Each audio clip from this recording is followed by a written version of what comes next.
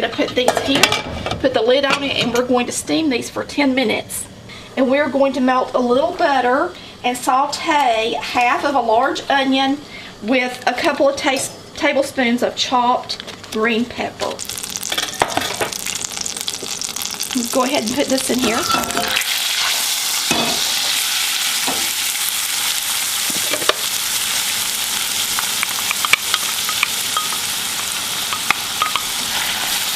Start sauteing that a little bit while we're making our broth. Make sure you run hot water in this. Alright, there's our cup of broth, our 3 cups of broth. We're going to use 3 cups of broth. And we're going to add 1 cup of milk to this. So it's going to go up to the 4-cup mark.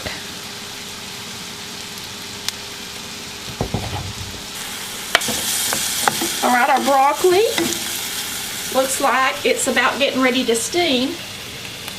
So the clock says 4:29. We're going to get that off about 4:37. So I'm just going to put in just a little tiny bit of red pepper. Just a pinch, really.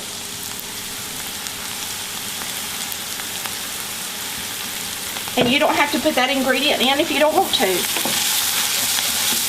This is Pepperidge Farm Classic Herbs Stuffing Seasoning that's seasoned already. So this has got seasoning in it too. We're going to put about a cup of this,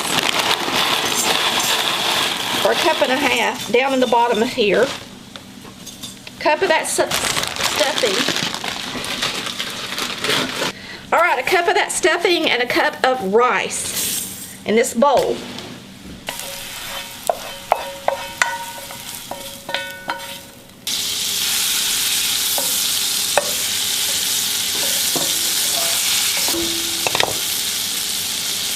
And we're going to put in about a 1/4 cup of flour. And I'm going to wait just a second and see if that flour won't brown just a little bit. We're going to go ahead and turn our broccoli off and take the lid off of it. Now this next step I'm doing, if you don't want to do this part, then just use a can of cream of chicken soup. But we're kind of just making our own, okay? I'm going to add this broth.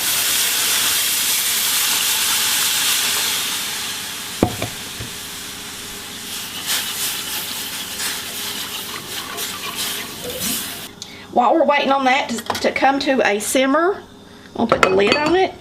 We're going to put in a 1/2 cup of sour cream and a 1/2 cup of mayonnaise.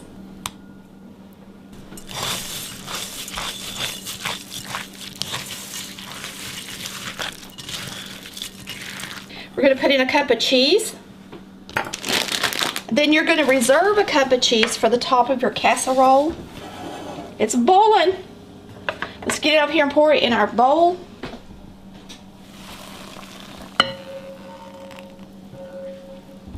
What you see floating on the top is the stuffing.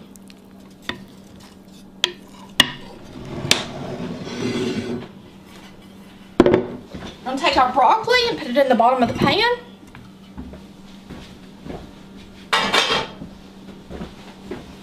Spread it out evenly.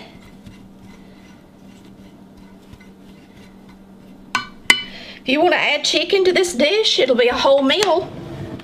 Just make sure you got enough liquid in there for your rice to cook. Now all my rice went down there on one side, it looked like, didn't it? That can't happen. Be careful with that. So stir it up good. And now we're going to bake this in the oven. Now we're going to put cheese on the top.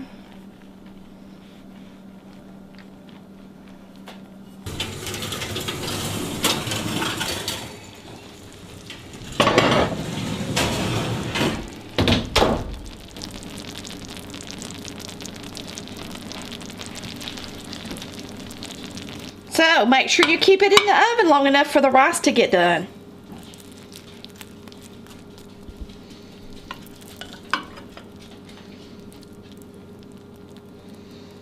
Looks delicious.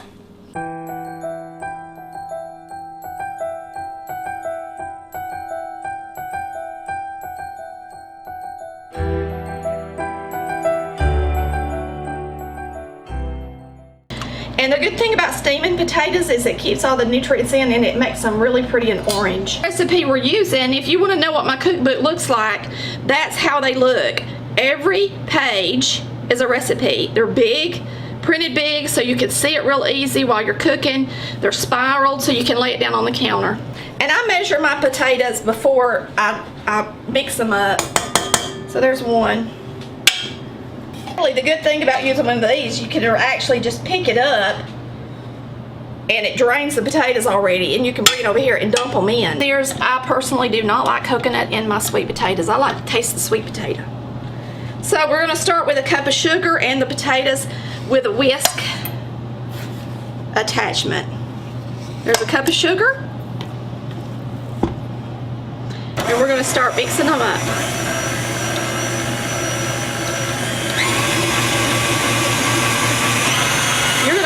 Until they're creamy. So we're going to throw in a half a stick of butter. So it's got 1 cup of sugar in it right now. Half a stick of butter.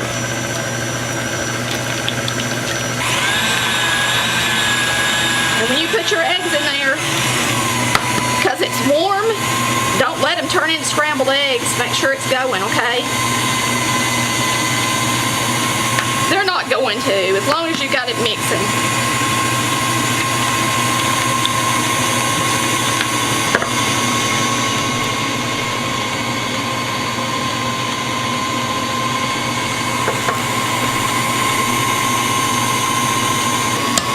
Teaspoon is all it takes to make it taste good.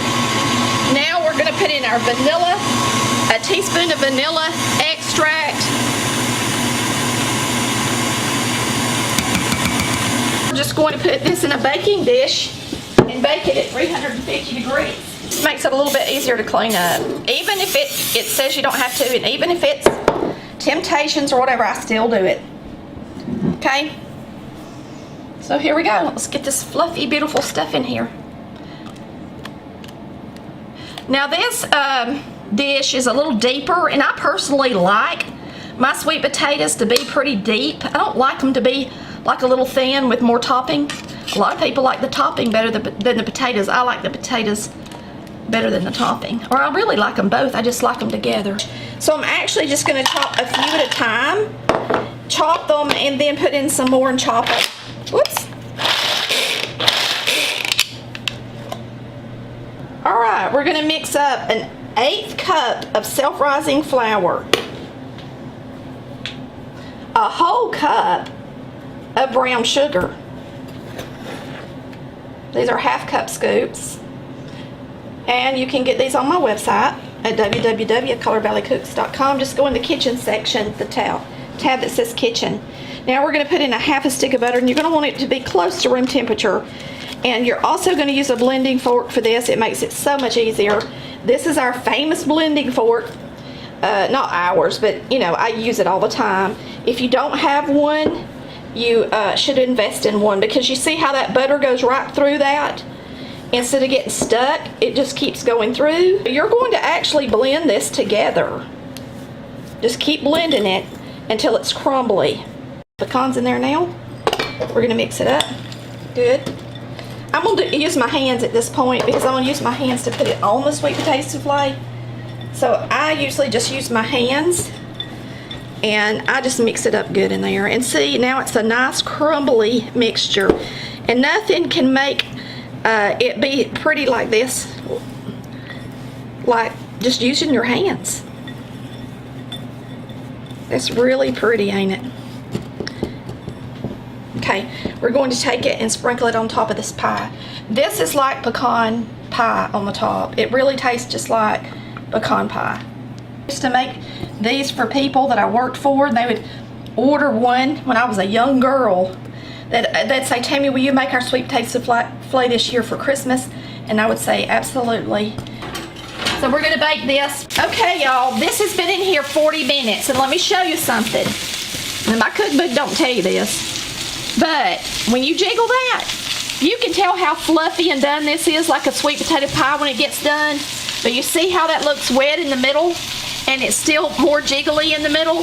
You want to be able to shake it and it kind of stay firm. So we're going to have to cook this thing a lot longer. It's in a deeper pan than a 13 by 9. So it's going to take it a little longer to cook.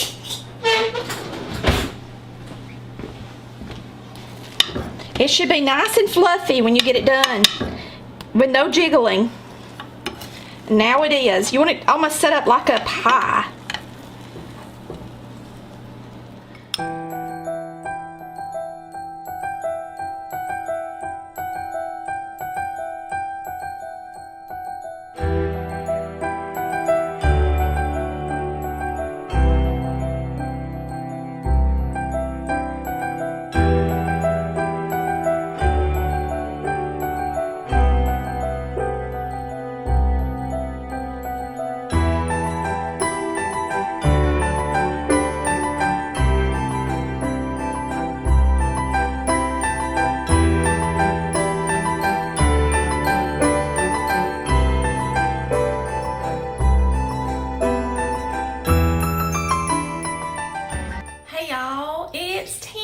With Collard Valley Cooks, and tonight I'm making squash casserole. Lord have mercy, I don't think I had my video on. I've got 3 cups of cornbread dressing. There it is. Half a cup of milk, 2 eggs, a half a cup of mayonnaise. Now we're going to put in a little bit of bell pepper. Calls for a tablespoon, just enough to give it some flavor. We're going to chop up about a half cup of onion, and that'll be our last step. This is a great dish. It's going to go in the oven. It's going to bake for an hour. This recipe, it's a really good recipe. I prefer it over the one that I have that's just homemade ingredients. It doesn't have the cream of chicken and all that in it. Now all we're going to do is add 8 ounces of cheese to it.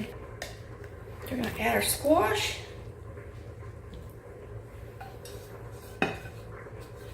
It calls for a cup and a half of squash, but you can use whatever you got. You just mix it up. 8 ounces of cheese is a cup. You can use cheddar, but I don't have any cheddar today. So we're using Colby Jack. That's what I've got.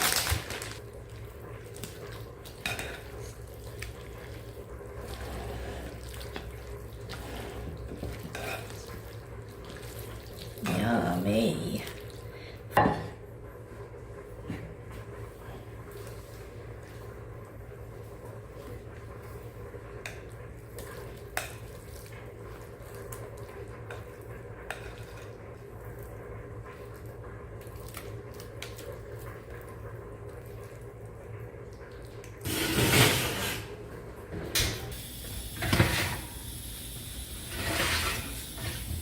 This is our delicious squash cornbread casserole.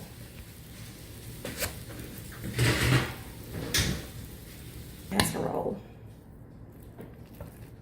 It is good stuff. I have 2 squash casserole recipes, and this is my favorite one.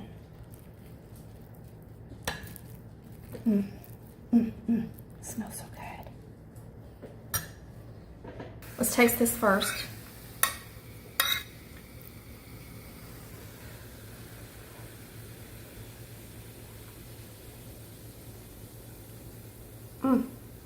That is so good.